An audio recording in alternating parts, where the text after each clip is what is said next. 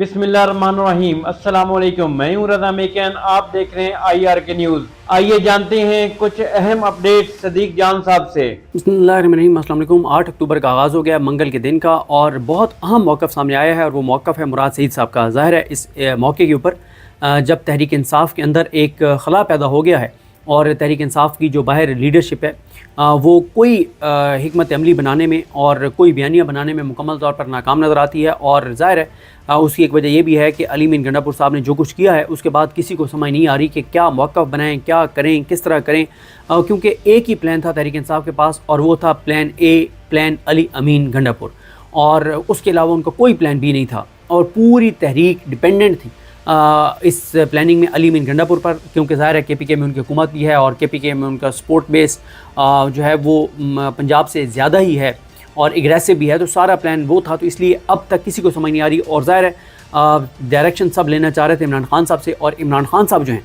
वो इस वक्त उनसे मुलाकात नहीं हो पा रही। तो इस वक्त बड़ी एक तहरीक इंसाफ़ में कन्फ्यूजन है। और इस वक्त जब मैं ये वीडियो रिकॉर्ड कर रहा हूँ तो पता चला था कि PTI की पॉलिटिकल कमेटी का इजलास जारी है, लेकिन अभी तक उसकी कोई चीज़ सामने नहीं आई। और इसी तरह से अली अमीन गंडापुर साहब ने कई घंटे पर मुहित अपने MPs के साथ, पार्लिमानी पार्टी के साथ मुलाकात की है। उसकी मुकम्मल कहानी तो मेरे तक नहीं पहुँच सकी, लेकिन उसका वन लाइनर जो मुझे पता चला है वो ये है कि अली अमीन गंडापुर साहब अपने MPs से ये एक्सपेक्ट करते हैं कि उनके MPs उनके ख़िलाफ़ बनने वाले नैरेटिव को काउंटर करें। अब वो कैसे काउंटर करेंगे, ये एक उनका बहुत बड़ा इम्तिहान है।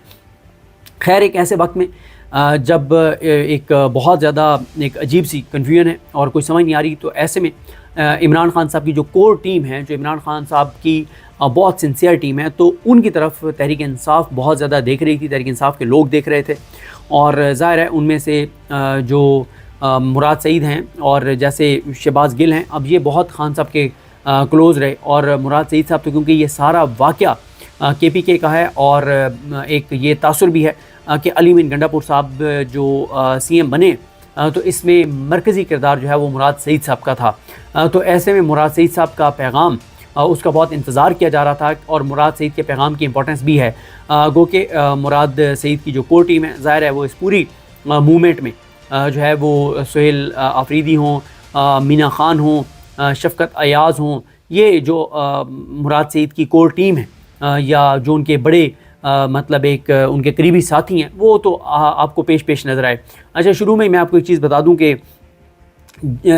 जो हीरोज़ हैं इस पूरी मूवमेंट के, जिन्होंने रेजिस्ट किया, जिन्होंने लोगों को निकाला, अभी हम उनमें से यानी 20 लोग जो हैं और उनके नाम नहीं ले सकते। उसकी रीज़न ये है कि हम जिसका नाम हाईलाइट करेंगे पहले ही नामालूम मतलब वो बंदे डाले हुए FIRs में, तो हम नहीं चाहते कि लोगों के नाम हाईलाइट करें और बताएं कि कौन किस तरह से निकला, कहाँ से निकला, कितने लोग थे, उसने क्या किया, और ख़ास तौर पे जनूबी पंजाब से कौन कौन आया, किस तरह से काफ़िले जो हैं वो पहुँच गए थे अली अमीन गंडापुर की जब तकरीर जारी थी, तो वो काफ़िला कहाँ पर आके रुका, और कैसे वो बिल्कुल चकरा गए जब अली अमीन गंडापुर की तकरीर ख़त्म हुई और बहुत अपसेट हुए, और किस तरह से फिर उन्होंने फ़ौरी तौर पर काफ़िलों को वापस रवाना किया बजाय डी चौक आगे बढ़ने के, क्योंकि जो जनूबी पंजाब से आने वाला काफ़िला था वो उसको कोई डायरेक्शन नहीं थी, कोई पता नहीं था, सब हवा में थे और सब चकरा गए, सब गिर गए अली अमीन गंडापुर की तकरीर के बाद। तो किसी को कोई समझ नहीं आई, और इस लम्हे तक कोई वाज़ेह फ़ैसला तहरीक इंसाफ़ की लीडरशिप नहीं कर पा रही।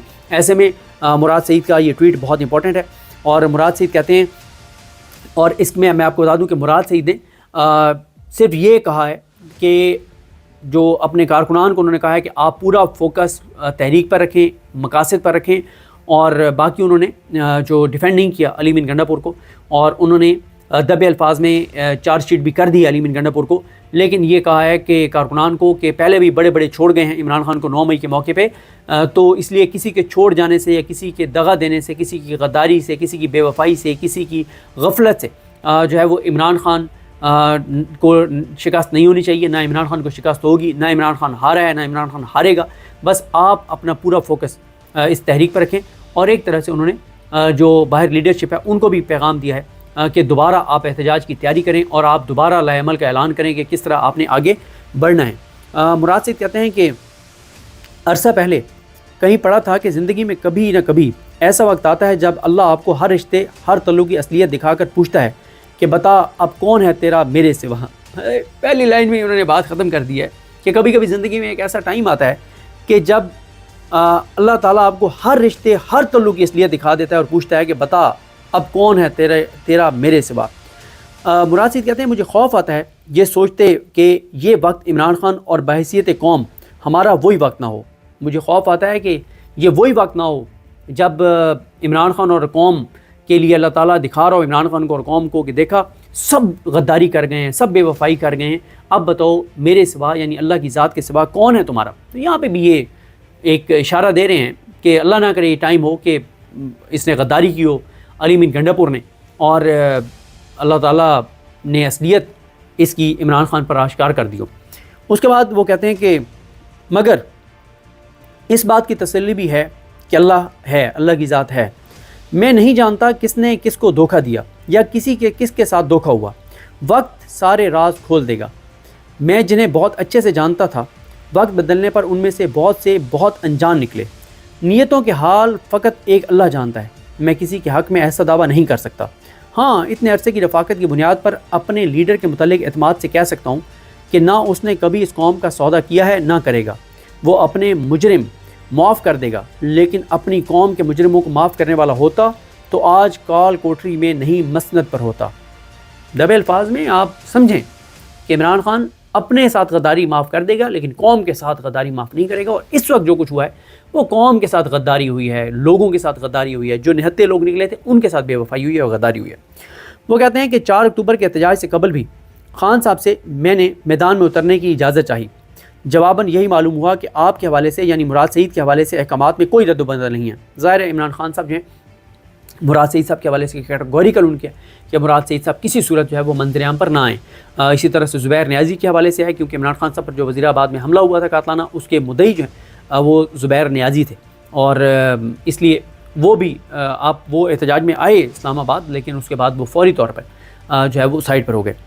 اس کے بعد مراد سعید کہتے ہیں مجھے سیاست میراث میں نہیں ملی، میری سیاسی بقا اپنے لوگوں کے درمیان رہنے میں ہے، ان کے ساتھ کھڑے ہونے میں ہے۔ یہ بھی میرا ایمان ہے کہ زندگی موت اللہ کے ہاتھ میں، میری قوم گواہ ہے، خود کو لاکھ واضح خطرات کے باوجود امان مارچ، جلسوں، عمران خان کی عدالتی پیشیوں، بنی گالہ اور زمان پارک کے کیمپوں میں حاضر رہا ہوں، مگر اب جو حکم ہے سو ہے۔ میں اس حکم کی مصلحت سے واقف نہیں، نہ ہی میں خود کو اس تحریک کے لیے لازم و ملزوم سمجھتا ہوں، مگر ڈسپلن میرے لیڈر سے میری وفاداری کا تقاضا ہے۔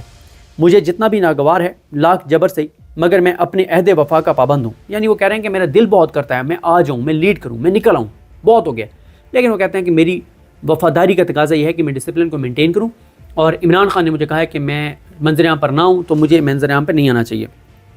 مراد سعید کہتے ہیں اسی طرح ایک اور پابندی میں نے خود پر لگا رکھی ہے، پارٹی کے اندرونی معاملات پر پبلک فورمز پر بات نہ کرنے کی، مگر میرا اپنی قوم سے وعدہ ہے کہ میرا کوئی بھی اصول کسی بھی شخص سے تعلق آپ سے اور عمران خان سے میرے تعلق سے بڑھ کر نہیں ہے۔ مجھ سے منسوب ہر شخص اس بات پر گواہ ہے کہ عمران خان کا نظریہ اور اس کی قوم میری زندگی میں ہر رشتے سے مقدم ہے۔ جس دن مجھے یقین ہو گیا کہ پارٹی قیادت نے عمران خان سے غداری کی ہے، آپ مجھے ہر لحاظ سے ہر مروت سے آزاد پائیں گے، مگر اس دن تک مجھے اور آپ کو اپنا ذہن تمام امکانات کے لیے کھلا رکھنا ہے۔ بدگمانی گھن کی طرح ہوتی ہے، اپنی سوچ کو بدگمانی کے سائے سے محفوظ رکھنا ہے، اور عین ممکن ہے کہ یہ ہمارے خلاف بطور ہتھیار استعمال ہو رہی ہو۔ میں جانتا ہوں کہ طے شدہ حکمت عملی اور عمران خان کی واضح ہدایات پر عمل درآمد نہیں ہوا۔ ختم ہو گئی نا بات ختم کر دی مراد سعید نے۔ کیا کہتے ہیں؟ میں جانتا ہوں کہ طے شدہ حکمت عملی اور خان صاحب کی واضح ہدایات پر عمل درآمد نہیں ہوا، مگر فی الوقت اسے غفلت گردانوں گا۔ وہ کہتے ہیں عمل تو نہیں ہوا، یہ تو کلیئر ہے، عمران خان نے جو کہا تھا اس کی حکم عدولی ہوئی ہے۔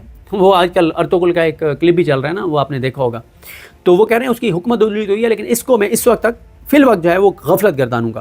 میں پہلے بھی کہہ چکا ہوں کہ ہم میں سے کوئی بھی عمران خان نہیں ہے، ہم عمران خان بننے کی کوشش کر رہے ہیں، اور اس کوشش میں ہم کوتاہیوں کے مرتکب ہوں گے۔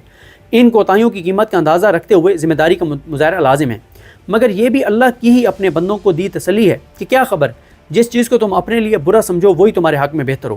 یہ بھی ممکن ہے کہ وہ ہمیں ہر سہارے، ہر بیساکھی سے آزاد ہو کر کسی سے اپنی امیدیں وابستہ کیے بغیر اپنے بلبوتے پر لڑنا سکھا رہا ہو۔ پاکستان تحریک انصاف کی سیاسی کمیٹی کے ہنگامی اجلاس میں عمران خان کی کال پر آئین کی حرمت، عدلیہ کی آزادی اور قوم کی حقیقی آزادی کے لیے جاری پرامن احتجاج کے مختلف پہلوؤں پر غور، اہم فیصلے۔ وہ کہتے ہیں تمام تر ریاستی فسطائیت، جبر، تشدد اور ریشہ دورانیوں کے باوجود پرامن احتجاج جاری رکھنے پر اتفاق۔ یہ اتفاق تو ہو گیا لیکن ایگزیکیوٹ نہیں ہوا، کوئی بھی نہیں نکلا۔ یہ سوموار کے دن کوئی ایک بندہ بھی پی ٹی آئی کے کسی بھی سطح کا لیڈر نہیں نکلا۔ پھر کہا گیا کہ تنظیمی ذمہ داران، ٹکٹ ہولڈرز اور اراکین صوبائی اسمبلی کو ڈی چوک پر جاری پرامن احتجاج میں عوام اور کارکنان کی شرکت کو مربوط انداز میں یقینی بنانے کی خصوصی ہدایات۔ اچھا، یہاں پر میں آپ کو یہ بھی بتا دوں کہ میری اطلاع یہ ہے کہ مراد سعید کی ٹویٹ کے بعد، حکم کے بعد، مشورے کے بعد میٹنگ سٹارٹ ہو گئی ہیں، اور لگتا یہ ہے کہ آج یعنی منگل کے دن اعلان ہو سکتا ہے بدھ یا جمعرات کے لیے۔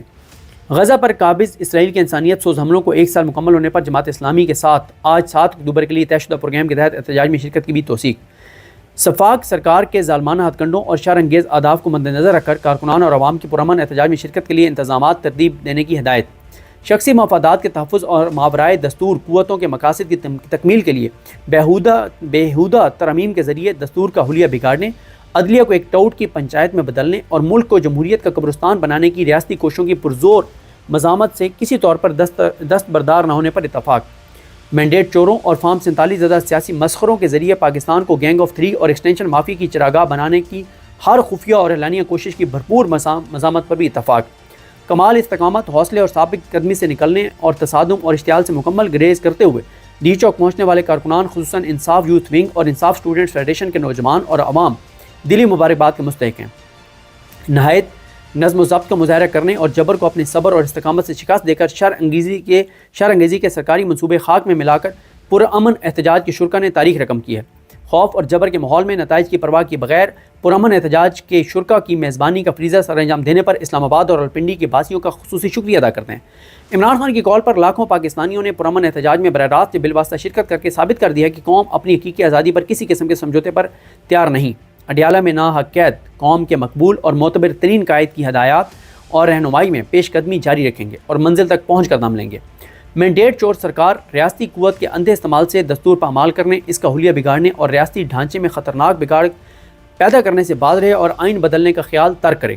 آئین اور جمہوریت نواز طبقات آگے بڑھیں اور ملک کی جمہوریت اور مستقبل کے لیے ریاستی جبر اور فسطائیت برداشت کرنے والے پرامن احتجاج کے شرکا کی آواز میں آواز ملائیں۔ پرامن احتجاج میں شرکت کے بعد واپس لوٹنے والے شہریوں اور کارکنان کی گرفتاری نہایت بیہودہ اور بزدلانہ اقدام ہے۔ حکومت شرم کرے اور شہریوں کی بلا جواز پکڑ دھکڑ بند کریں۔ سیاسی کمیٹی کی جانب سے پرامن احتجاج میں شرکت کے لیے نکلنے والے سینکڑوں کارکنان اور شہریوں کی گرفتاریوں کی شدید مذمت، سب کی رہائی کا مطالبہ اور انصاف لائٹ فورم کو متعلقہ اضلاع میں گرفتار شہریوں اور کارکنان کی رہائی کے لیے بھرپور قانونی معاملت کی فراہمی یقینی بنانے کی خصوصی ہدایت کی گئی ہے۔ یہ ہوا ہے جناب ایک ہی اعلامیہ اس کے بعد جاری، اس کے بعد اور کچھ بھی نہیں آیا۔ اب کیا ہوگا، کیسے ہوگا، اس کے لیے انتظار کرنا ہوگا، اور ہو سکتا ہے جب آپ یہ ویڈیو دیکھ رہے ہو تو جو لیٹسٹ پی ٹی آئی کی پولیٹیکل کمیٹی کا اعلامیہ وہ آ جائے، تو جب وہ آئے گا تو اس پہ بھی آپ کو آگاہ کریں گے۔ مجھے اپنی دعا میں یاد رکھیں۔ اللہ کریم ہم سب کا حامی ناصر ہو۔ تو ناظرین، یہ تھی آج کی اہم اپڈیٹس جو آپ نے جانی صدیق جان کی زبانی۔ اسی کے ساتھ اپنے میزبان رضا میکن کو اجازت دیجیے۔ اللہ حافظ۔ پاکستان زندہ باد۔